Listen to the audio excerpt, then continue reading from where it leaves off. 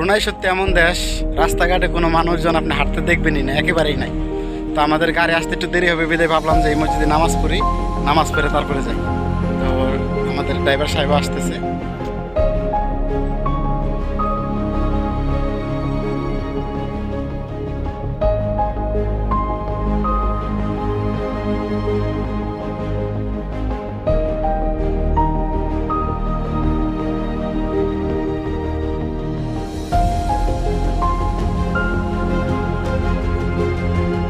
না আছে কোনো গান বাজনা, না আছে কোনো গাড়ির হর্ন, না আছে কোনো শব্দ দূষণ, কোনো কিছু নাই, মারামারি নাই, ঝগড়াঝাটি নাই, একেবারে নীরব নিস্তব্ধ, কোনো মানুষজনই নাই। দেখেন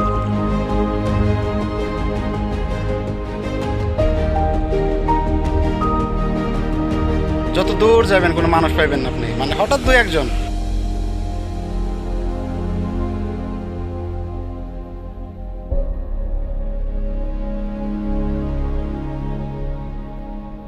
যে মসজিদটা আপনারা দেখতে পারলেন, এই মসজিদটা সিরোসুবে অবস্থিত, অনেক সুন্দর একটা মসজিদ, অনেক ভালো, অনেক সুন্দর। তো আপনারাও আসবেন, নামাজ পড়বেন, অনেক সুন্দর স্থান আর কি, ভালো লাগে নামাজ পড়তে।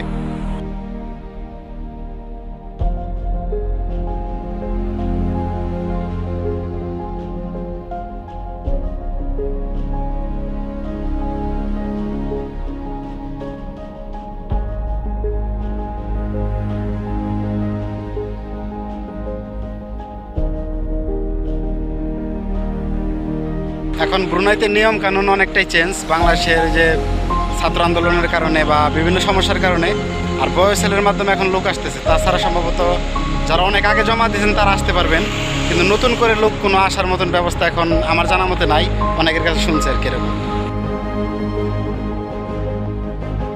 এই যে একটা বাড়ি দেখেন কিরকম বাড়ি, কোটি কোটি টাকা, বাংলাদেশের কোটি কোটি টাকার বাড়ি, অথচ মানুষ একেবারে সীমিত, দুই একজন থাকতে পারে বা নাও থাকতে পারে। অনেক সময় অনেক বাড়ি আছে খালি পড়ে থাকে, তারা অন্য বাসায় থাকে এরকম।